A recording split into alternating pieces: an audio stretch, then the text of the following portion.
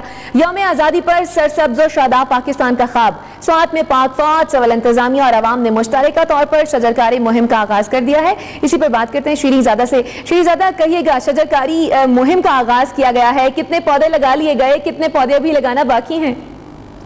ملک بھر کی طرح سوات میں بھی جشن آزادی کی تیاریاں عروج پر ہے، لیکن اس دفعہ تھوڑا سا ڈفرینٹ ہے. یہاں پر سرسبز شاداب پاکستان کی بات ہو رہی ہے، تو اس سلسلے میں پاک فوج اور سول انتظامیہ کی طرف سے اور عوام کے تعاون سے یہاں پر مشترکہ طور پر ایک پروقار تقریب کا انعقاد کیا گیا ہے، جس میں بڑی تعداد میں پاک فوج کے آفیسر، ڈی سی سوات اور عوام شریک ہے. تو وہ پودے لگانا چاہتے ہیں تاکہ سرسبز شاداب پاکستان بن جائے. ملک میں جو جاری پانی کی قلت ہے اور خشکسالی ہے، تاکہ اس کا خاتمہ ہو سکے.